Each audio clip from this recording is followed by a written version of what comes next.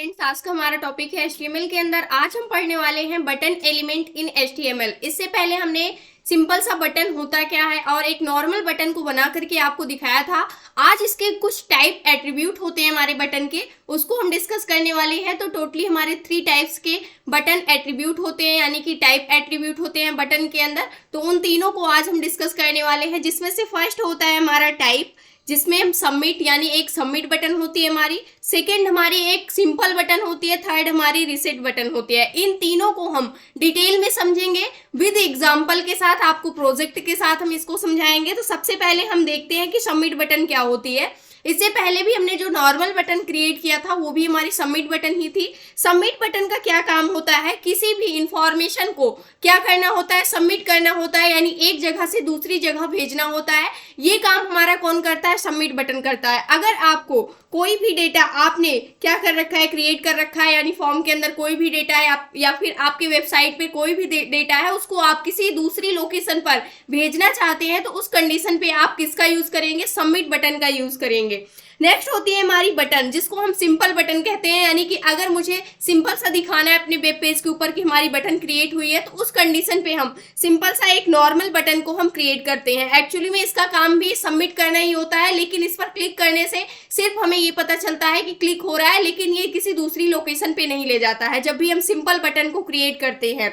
And third होता है हमारा रीसेट बटन। रीसेट बटन का काम होता है जितनी भी इंफॉर्मेशन आपने अपने फॉर्म के अंदर फिलअप कर रखी है, अगर उन सभी को आप हटाना चाहते हैं तो आप किस पर क्लिक करेंगे, रीसेट बटन पर क्लिक करेंगे, यानी रीसेट बटन को आप क्रिएट करेंगे। आप किसी भी फॉर्म को फिलअप करते हैं तो वहां पर हमें एक रीसेट बटन देखने को मिलती है। जब भी हम डेटा को फिल कर रहे होते हैं, मान लीजिए मुझे डेटा को क्या करना है, सारे डेटा को हटाना है, तो उस कंडीशन पे हम रीसेट बटन पर क्लिक करते हैं। जैसे ही रीसेट बटन पर हम क्लिक करते हैं, हमारा सारा का सारा डेटा यानी सारी की सारी इंफॉर्मेशन क्या होती है, वहां से हट जाती है, यानी डिलीट हो जाती है। तो ये हमारे रीसेट बटन का काम होता है। अब एक एक को हम तीनों को क्या करते हैं, क्रिएट करके देखते हैं। इसलिए सिंपल सा हमें करना क्या है क्रिएट करने के लिए, सबसे पहले हमें बटन एलिमेंट को लिखना है। उसके बाद यहां से इस प्रकार से हमारा क्या होता है, बटन एलिमेंट होता है और ये क्लोज होता है। अब इस बटन एलिमेंट के अंदर ही हमारा क्या होता है, इसके अंदर ही इसको हम थोड़ा और इधर लेते हैं, तो बटन एलिमेंट हमारा होता है, इसके अंदर ही हम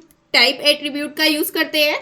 तो यहाँ पर हम टाइप लेंगे, टाइप इक्वल हम क्या लेंगे, यहाँ पर जो हमारा टाइप होने वाला है, सबसे पहला हम सबमिट लेंगे। सबमिट टाइप हमने ले लिया, उसके बाद हम क्या करेंगे, इसको यहाँ से क्लोज कर देंगे।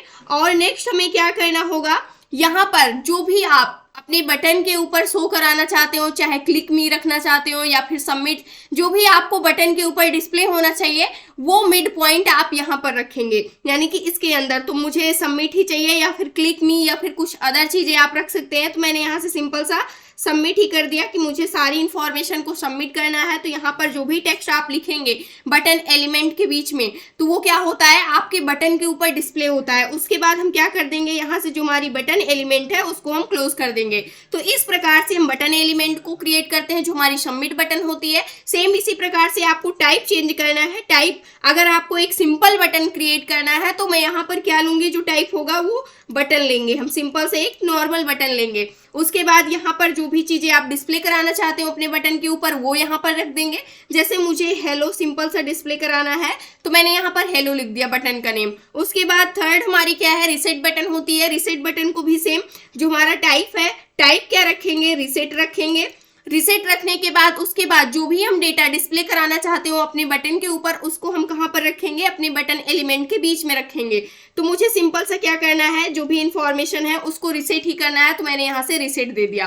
अब इन तीनों बटन को हम आपको क्रिएट करके दिखाते हैं। जैसे कि यहाँ पर हमारा जो फॉर्म है, जिसमें हमें यूजर नेम इनपुट लेना है, पासवर्ड लेना है, एज लेना है, इसको हम सेव करके सबसे पहले आपको इस फॉर्म को दिखाते हैं। तो यहाँ पर आप देख सकते हैं कि यूजर नेम, पासवर्ड, एज, ये सारी डेटा हमें क्या चाहिए, इनपुट चाहिए। तो इसके लिए हम क्या करने वाले हैं कि जैसे हम डेटा को फिल करें, उसके बाद हम चाहते हैं कि हम इसको सबमिट कर पाए, यानी जो भी हमारी इंफॉर्मेशन है, जो भी डेटा है, उसको हम दूसरी जगह क्या कर पाए, भेज पाए। तो इसके लिए हम फॉर्म के अंदर ही जो बटन हम क्रिएट करेंगे, इसको हम फॉर्म के अंदर ही क्रिएट करने वाले हैं। तो यहाँ पर हम क्या लेंगे, सबसे पहले बटन एलिमेंट को लेंगे, तो मैंने यहाँ से क्या ले लिया, बटन एलिमेंट को। उसके बाद इसके अंदर हम टाइप क्या लेने वाले हैं, जो हम टाइप रखने वाले हैं वो सबमिट रखने वाले हैं, तो मैंने सबमिट रख दिया। उसके बाद क्या डेटा आपको वहां पर शो होना चाहिए आपके वेब पेज के ऊपर, उसको आप यहाँ पर लिखेंगे बटन के ऊपर। तो मैंने यहाँ से मान लीजिए क्लिक मी लिख दिया यहाँ से, यानी कि इसके ऊपर जैसे हम क्लिक करेंगे वैसे हमारा सारा का सारा डेटा क्या हो जाएगा,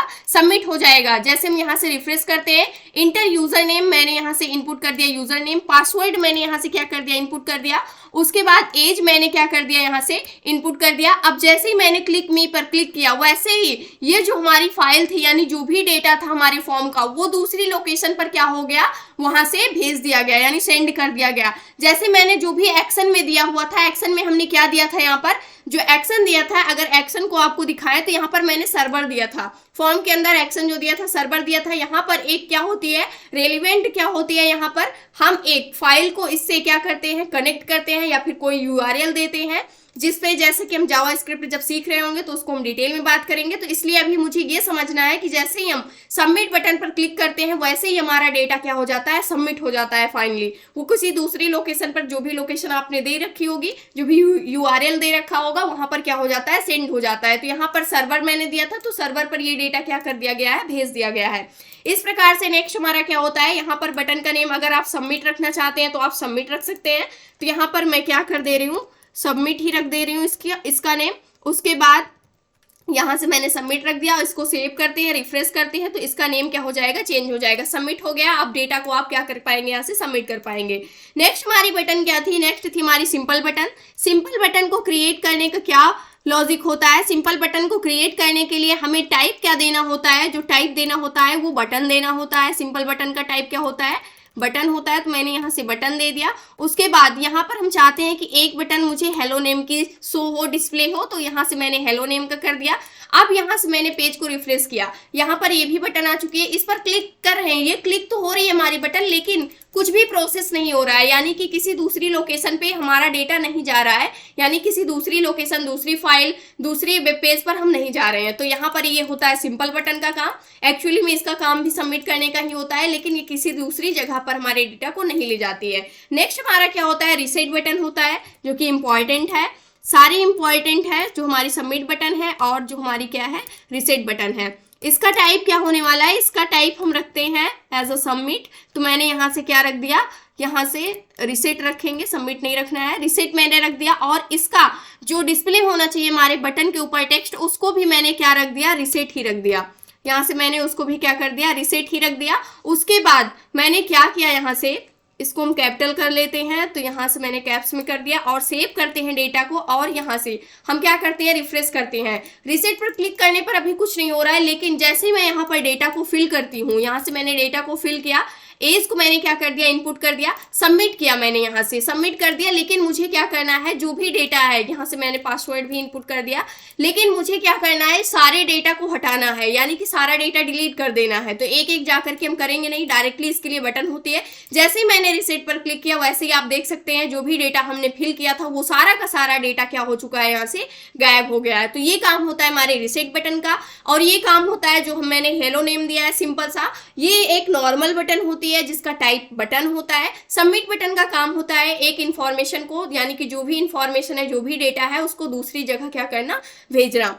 तो इस प्रकार से हमारी ये तीन टाइप की क्या होती हैं, बटन होती हैं, जिसका हम यूज कर रहे होंगे जब भी हम वेब पेज को क्रिएट करते हैं। ज्यादातर ये सारी बटन आपको देखने को मिलती है जब भी आप किसी फॉर्म को फिलअप करते हैं, कहीं पर लॉगिन करते हैं, आईडी बनाते हैं, तो ये सारी बटन आपको क्या होती हैं, देखने को मिलती हैं। तो यहाँ पर हमने फॉर्म के अंदर ही बटन को क्रिएट कर रखा है, लेकिन मान लीजिए हमें फॉर्म के बाहर बटन को क्रिएट करना पड़ गया, तो उसको हम किस प्रकार से क्रिएट करते हैं। लेकिन जो सही तरीका होता है बटन को क्रिएट करने का, उसको हम हमेशा फॉर्म के अंदर ही क्रिएट करते हैं। लेकिन जो सेकेंड वे होता है, जिसको हम ज्यादातर यूज नहीं करते हैं, लेकिन हमें पता होना चाहिए, आना चाहिए, जिसको हम नेक्स्ट लेक्चर के अंदर कवर कर रहे होंगे, जिसको हम इनपुट एलिमेंट की हेल्प से किस प्रकार से हम बटन को क्रिएट करते हैं अपने फॉर्म के बाहर कहीं पर भी, तो उसको हम सीख रहे होंगे। तो ये था आज का हमारा टॉपिक। आई होप दोस्तों अगर आज की इन्फॉर्मेशन आपको अच्छी लगी हो तो प्लीज वीडियो को लाइक करना, चैनल को सब्सक्राइब करना और दोस्तों के पास शेयर